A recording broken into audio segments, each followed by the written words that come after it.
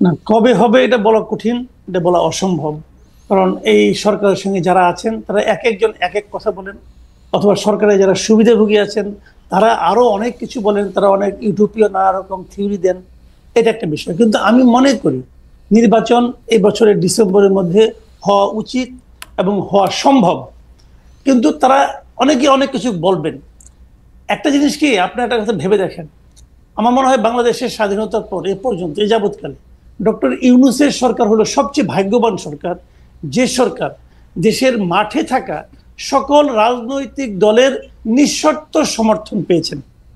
এরকম এর আগে কোনো সরকার পায় নাই। এমনকি স্বাধীনতার পর বঙ্গবন্ধু সরকারও কিন্তু পায় নাই। উনি সরকার চালানোর কয়েকদিনের মধ্যে জাসদ দোর্দণ্ড প্রতাপে কিন্তু ওনার বিরোধিতা করেছে। এরকম একটা সমর্থন পাওয়ার কারণে ওনাদের পক্ষ থেকে, অথবা ওনাদের যারা নাকি সুবিধাভোগী আছে, ওনাদের যারা চামচামি করেন, তারা নানাভাবে নানা ধরনের কাজ করতেছেন এবং সোশ্যাল মিডিয়ার মাধ্যমে এক ধরনের প্রচারণা চালাচ্ছেন। কেউ বলছেন যে 3 বছর, কেউ বলছেন যে না 29 সাল পর্যন্ত, কেউ বলছেন 5 বছর।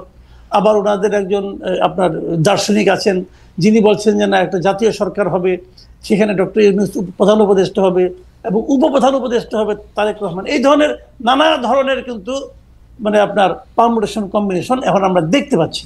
বাট আলটিমেটলি জিনিসটা হলো যে এই যে প্রথমে যে কথাটা বললাম যে সবগুলি পলিটিক্যাল পার্টি এই সরকারকে সাপোর্ট দিচ্ছে, যদি সাপোর্ট না দেয় তাহলে কি হবে, একটা চাপ তৈরি হবে। এই চাপ সামাল দেওয়ার ক্ষমতা ইউনূস সরকারের নাই, একদমই নাই। কাজেই যদি আমি বললাম তো আগামী সপ্তাহে যদি তারেক রহমান এসে বলে যে আমি ইলেকশন চাই এবং ডিসেম্বরের মধ্যে চাই, যদি বলে, আপনি নিশ্চিত থাকেন ইলেকশন ডিসেম্বরে হবে। কারণ ডক্টর ইউনূস ওই রিস্কে যাবে না, তার পক্ষে এই চাপ সামাল দেওয়া সম্ভব না। এখন অনেক পলিটিক্যাল পার্টি অনেক রকম কাহিনী করতেছে, যার যার স্বার্থ আছে। কেউ কেউ ভাবতেছে আমি আর কয়েকটা দিন সময় পেলে গুছাই নিতে পারবো। তবে আমার ধারণা এনসিপি মনে হয় আর ভাবে না।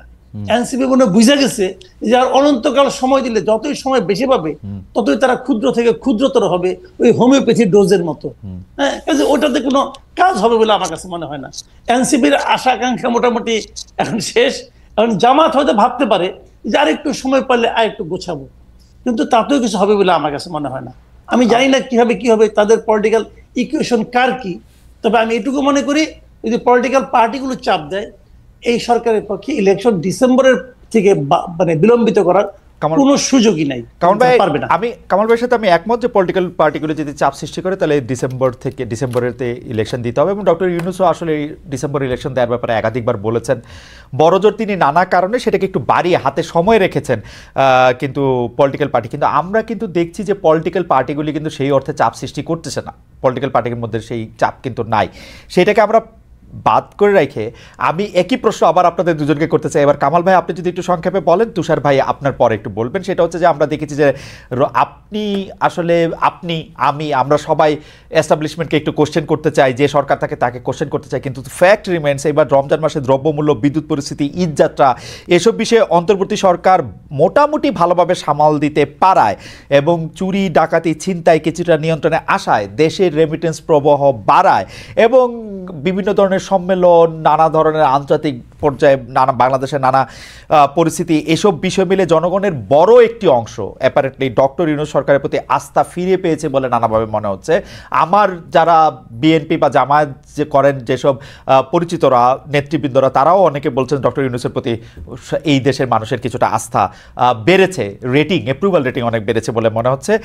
এমনকি এনসিপির নেতাও পরিণত হয়েছেন ডক্টর ইউনূস। মানে এনসিপির নেতা হিসাবে কিন্তু এখন আর নাহিদের নাম আমরা শুনি না, ডক্টর ইউনূসের নামই আমরা বেশি শুনি। ডক্টর ইউনূসের মানে নিজেকে একটি নেতা হিসাবে, শাসক হিসাবে প্রতিষ্ঠিত করতে পেরেছেন বলে মনে হয়। সেই ক্ষেত্রে ইলেকশন যদি পরে হয়, ডক্টর ইউনূস সরকার যদি আরেকটু বেশি সময় থাকে, তাহলে কি অসুবিধা? আমরা কেন বিএনপিকে নিয়ে আসার জন্য এত অস্থির হয়ে উঠেছি, বা যারা নির্বাচন করে আসবে তাদের জন্য অস্থির হয়ে উঠেছে? সরি, প্রশ্নটা লম্বা হয়ে গেল, আমি আর কথা বলছি না। কামাল ভাইকে শুনে আমরা তুষার ভাইকে শুনবো।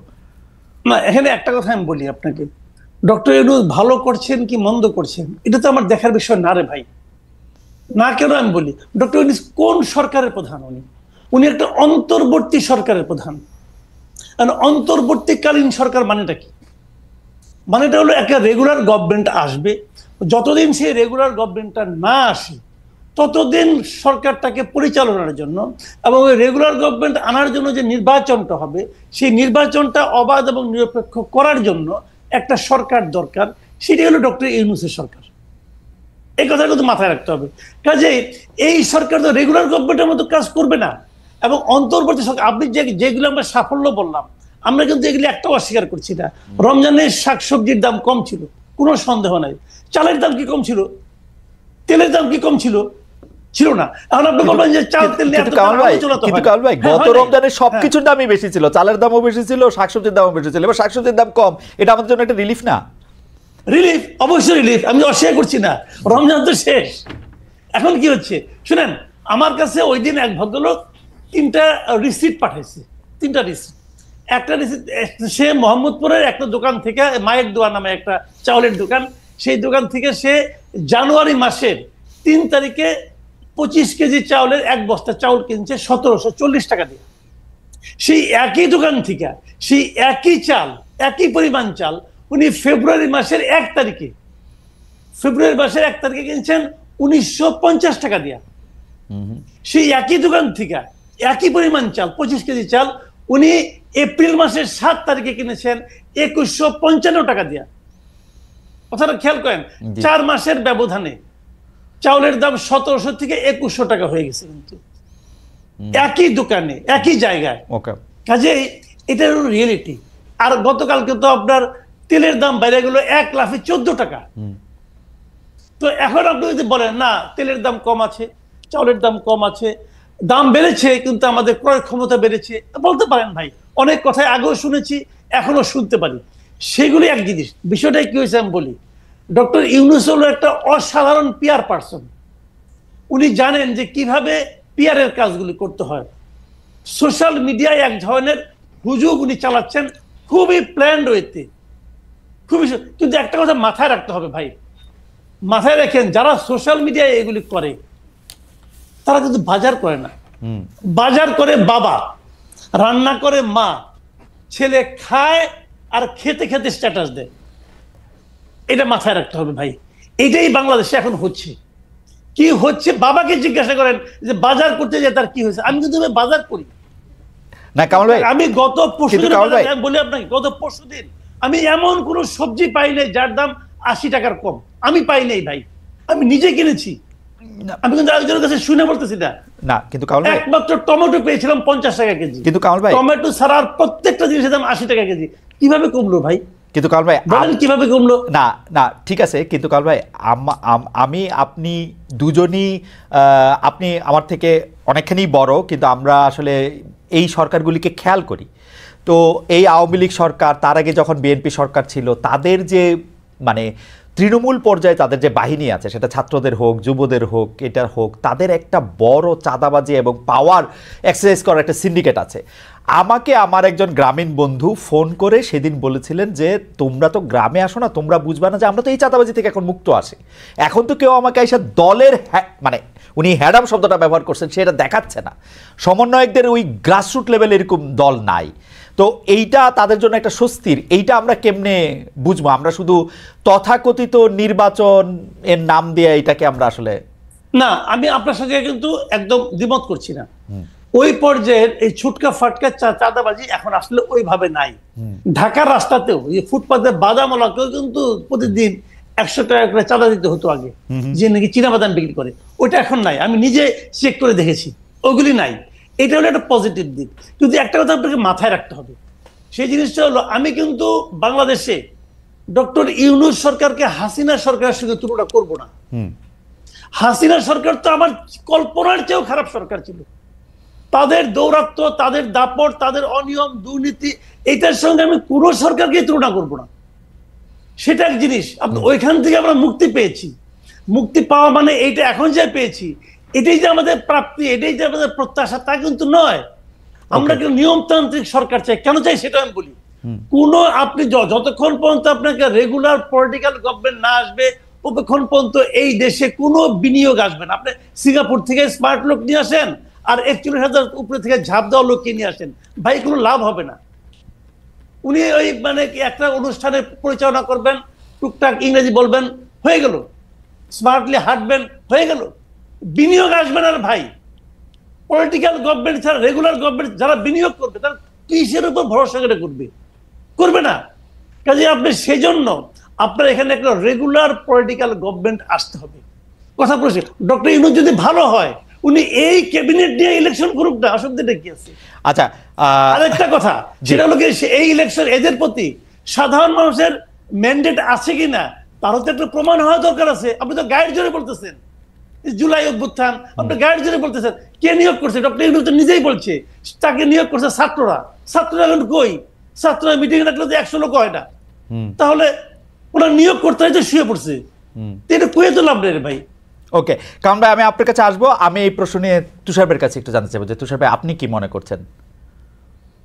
সবজির দাম কম কিংবা বাজারে কিছু জিনিসপত্রের দাম গ্রহণীয় পর্যায়ে থাকাটা আসলে যতখানি না এই সরকারের কৃতিত্ব, তার চাইতে এটা হচ্ছে একটা আলামত আওয়ামী লীগ সরকারের দুর্নীতির।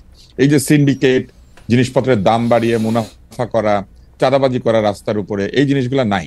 কারণ যারা এগুলি করতো তারা পালিয়ে গিয়েছে অথবা তারা গা ঢাকা দিয়েছে। ফলে এই যে জিনিসপত্রের দাম কমে এসেছে, এটা বরং প্রমাণ করেছে যে আওয়ামী লীগ কত দুর্নীতি করতো এবং কত খারাপ একটা সরকার ছিল। ফলে এই কৃতিত্বটা কেমন, এটা হচ্ছে এইরকম যে আপনার শরীরে একটা রোগ জীবাণু ছিল, রোগ জীবাণুটা বের হয়ে যাওয়াতে আপনার নর্মাল টেম্পারেচার ফেরত এসেছে, কিন্তু আপনার পাশে যিনি বসেছিলেন তিনি কৃতিত্ব নেওয়ার চেষ্টা করছেন যে এই যে আপনার নর্মাল টেম্পারেচারে ফেরত এসেছেন আপনি, এটার জন্য উনি দায়ী। আসলে ওই শরীর থেকে জীবাণু পালিয়ে যাওয়ার কারণে এটা ঘটেছে। এটা হচ্ছে আমার ব্যক্তিগত অ্যানালিসিস। কিন্তু আমি মাসুদ কামাল ভাইয়ের সাথে একমত, চালের দাম কমে নাই। আমি নিজে যেহেতু চাল কিনি আমি দেখেছি চালের দাম বেড়েছে, তেলের দাম বেড়েছে, আরো নিত্য প্রয়োজনীয় বহু কিছুর দাম বেড়েছে। এইবার কেন জানি বাংলাদেশের মানুষ খেজুর নিয়ে কোনো শব্দ করে নাই, খেজুরের দাম বেড়েছে, ছোলার দাম বেড়েছে। ফলে ইফতারের পণ্য নিয়ে এবার আমি দেখলাম যে খুব একটা মানুষ শব্দ করে নাই। আমি বুঝলাম যে বাংলাদেশের মানুষের সবচেয়ে প্রিয় ইফতার হচ্ছে বেগুনি। বেগুনের দাম কম ছিল। বেগুনের দাম কম থাকায় অন্যান্য ইফতারের পণ্যের যে দাম বেড়েছে সেটা তারা হিসাবে নেয় নাই। ডালের দাম বাড়তি, ভালো ডালের দাম কিন্তু অনেক বেশি। এইবার কি খেসারি ডালের পেঁয়াজও খেয়েছে কিনা সবাই আমি জানি না। ফলে আমি বলবো যে সবকিছুর দাম কমেছে ঢালাও ভাবে, কথাটা ঠিক না। তবে শীতের সবজি এবং যে সবজিগুলি সবুজ সবজি, এই সবজির দাম একটা দীর্ঘ সময় কম ছিল, এটা সত্যি কথা। তবে এর কৃতিত্ব হচ্ছে যতখানি এই সরকারের, তার চেয়ে বেশি কৃতিত্ব হচ্ছে পালিয়ে যাওয়া আওয়ামী লীগের চাঁদাবাজদের, সিন্ডিকেট যারা চালাতো তাদের। এইবার অন্য বিষয়টাতে আসি, সেটি হচ্ছে যে আমরা আসলে জুলাই বিপ্লবের যে চেতনার কথাটা শুনি, সেই জুলাই বিপ্লবের চেতনার বৃহত্তর একটি জায়গায় তো ছিল গণতন্ত্র। অগণতান্ত্রিক একটি সমাজ তো কোনোভাবেই বৈষম্যহীনতার দিকে যেতে পারে না। যে সমাজে মানুষ ভোট দেয় না এবং নিজের মানুষকে নির্বাচিত করে তার ভবিষ্যৎ নির্মাণের দায়িত্ব দেয় না, বিশেষ করে দেশের আইন প্রণয়ন যদি করে অনির্বাচিত মানুষেরা, তবে এটা পরিপূর্ণভাবে জুলাই চেতনার বিপরীত। জুলাই চেতনার আরেকটি বড় বিষয় হচ্ছে এক ধরনের বৈষম্যহীন নিয়োগ এবং বৈষম্যহীন ব্যবস্থা কায়েম করা। আমরা দেখেছি ঢালাওভাবে তদবির চলছে। স্বাস্থ্য খাতের কথা আমি বলতে পারি সরাসরি, কেননা এই বিষয়ে আমার কাছে অনেক বেশি ইনফরমেশন আছে। স্বাস্থ্য খাতে বিনিয়োগ এবং নিয়োগ দুই জায়গাতেই বাণিজ্য চলছে। আপনি দেখবেন যে হঠাৎ করে একজন লোক এসে বলেছেন যে 26,000 কোটি টাকা তিনি স্বাস্থ্য খাতে বিনিয়োগ করবেন। আমরা আবিষ্কার করলাম তিনি আসলে যুক্তরাষ্ট্রে মামলা খাওয়া একজন ব্যক্তি। আবার স্বাস্থ্য খাতে যে নিয়োগ বা বদলি চলছে, সেইখানে আমরা দেখলাম যে এসেনশিয়াল ড্রাগস থেকে অতিরিক্ত জনবল আছে এই অজুহাত দিয়ে লোকজনকে ছাঁটাই করা হয়েছে, অথচ কোনো ধরনের নিয়মতান্ত্রিক নিয়োগ প্রক্রিয়া ছাড়াই সেইখানে জনবল নিয়োগ করা হয়েছে। আমরা ওয়াসাতে একই অভিযোগ দেখেছি এবং স্বাস্থ্য খাতে আমরা প্রচুর বদলি বাণিজ্য হতে দেখছি, যেখানে প্রচুর মানুষকে বদলি করা হচ্ছে এবং তার কিছুদিন পরে সেই বদলি ক্যান্সেল করা হচ্ছে। বদলি যদি যৌক্তিক হয়ে থাকে তাহলে কেন কয়েক মাসের মধ্যে সেই বদলি বাতিল করতে হবে? ফলে এক ধরনের সন্দেহজনক তৎপরতা আমরা প্রশাসনের মধ্যে লক্ষ্য করছি। প্রশাসনে আপনারা নিশ্চয়ই দেখেছেন যে ডিসি নিয়োগ থেকে শুরু করে নানান বিষয়ে এক ধরনের অভিযোগ শুরু থেকে উঠেছিল, যার কোনো যৌক্তিক ব্যাখ্যা এখনো পর্যন্ত এই সরকার দিতে পারেন নাই। সর্বশেষে তারা যে সরকারকে স্বৈরাচারী বলেন, যে আওয়ামী লীগকে তারা বলেন যে গণশত্রু কিংবা একেবারে জনগণের বিরোধী, জনবিরোধী, সেই আওয়ামী লীগের রেখে যাওয়া একটি কালাকানুন, যেটা আওয়ামী লীগেররাও কালাকানুন মনে করেন, সেটা দিয়ে মেঘনা আলম নামে একজনকে তারা গ্রেফতার করেছেন। তার মানে কালাকানুন গুলি তারা আবার নতুন ভাবে প্রয়োগ করতে শুরু করেছেন। ফলে এই যে এক ধরনের আচরণ আমরা লক্ষ্য করছি। এই আচরণ কিন্তু জুলাই বিপ্লবের যে মূল চেতনা, যে চেতনার কারণে বাংলাদেশের আপামর জনসাধারণ রাস্তায় নেমে এসেছিল, যে কারণে অভিভাবকরা ছাত্রছাত্রীদের পাশে এসে, তাদের সন্তানদের পাশে এসে রাস্তায় নেমে গিয়েছিলেন, যে কারণে রিকশাওয়ালা মুটে মজুর রাস্তায় চলে এসেছিলেন, সেই কারণটা আসলে কি ছিল? সেই কারণটা কি এই ছিল যে জুলাই বিপ্লবের পরে একটি সরকার আসবেন এবং সেই সরকারের ভেতরের লোকেরা কিছুদিন পর পর বলতে থাকবেন এই সরকার বারবার দরকার, এই সরকার 5 বছর থাকুক। 5 বছর যদি অনির্বাচিত একটি সরকারই থাকবে, তবে সেই সরকার কি করে জুলাই চেতনার বিষয়টিকে আপহোল্ড করে?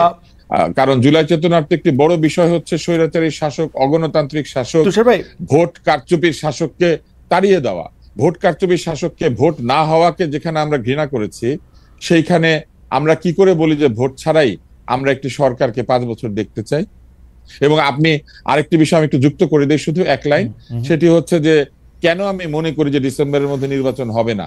কেননা ডিসেম্বরের মধ্যে নির্বাচন হলে কয়েকবার এডিট করে একটি ফেসবুক সাইটে, যেখানে রেগুলার চিফ অ্যাডভাইজারের বিভিন্ন ঘোষণা এসে থাকে, সেখানে কয়েকবার এডিট করে এটাকে 6 মাস বাড়িয়ে দেওয়ার প্রক্রিয়া করার কোনো প্রয়োজন ছিল না।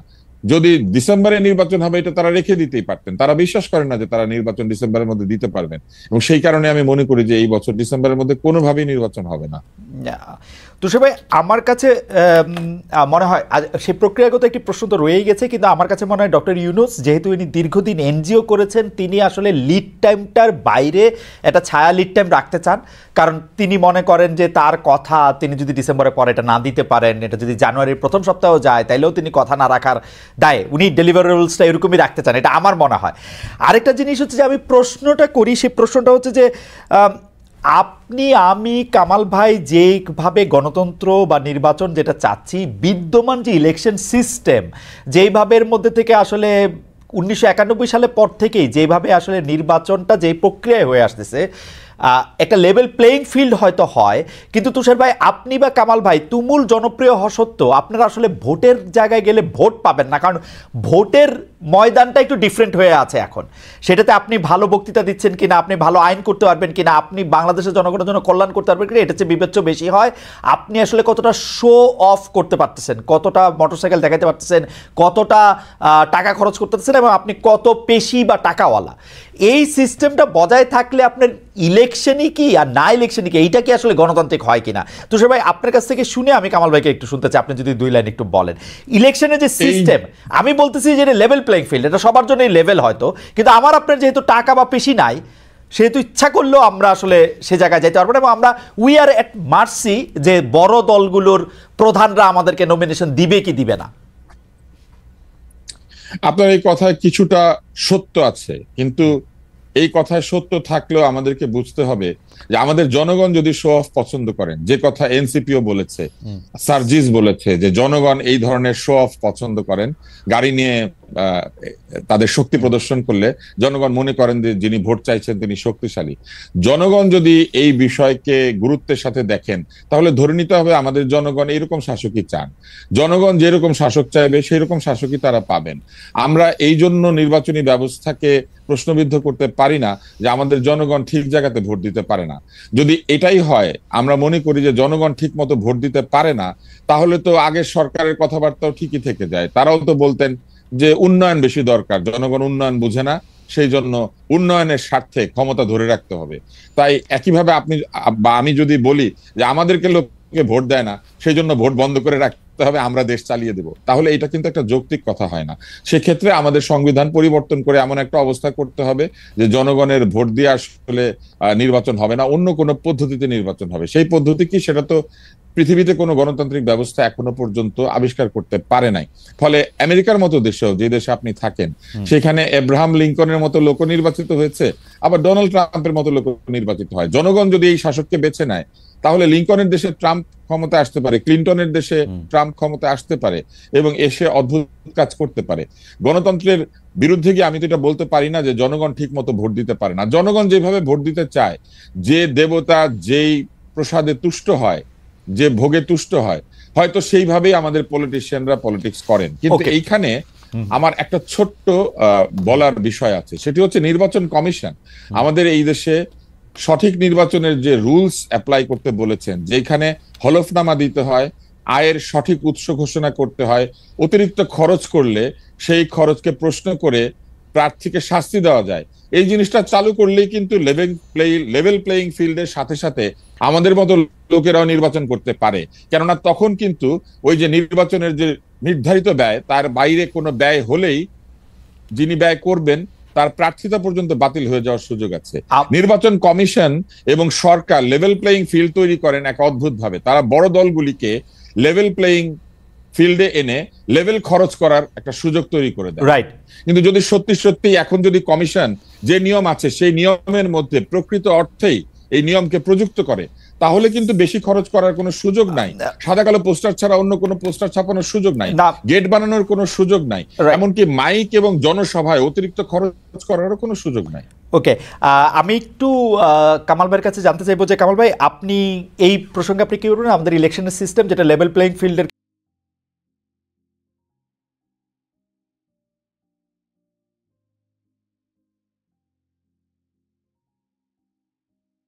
In the foggy morning, a man walks down the road, cell phone in hand, and a group of people trudge along, united in the misty air.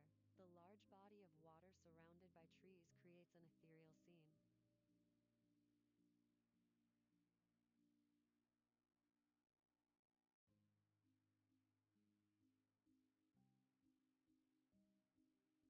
The sun peeks through the trees, casting a gentle glow.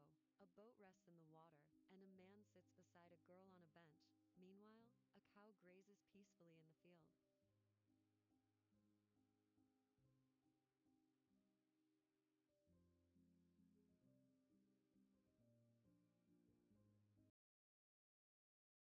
Cows stand in the fields and fathers hold their children close, guiding them through the foggy paths.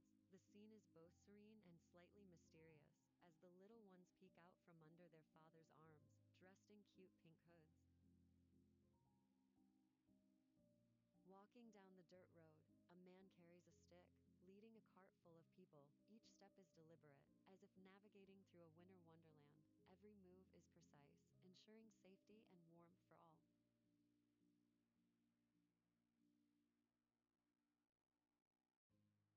The sun shines through the trees, casting a gentle glow. Thanks for tuning into this picturesque winter morning.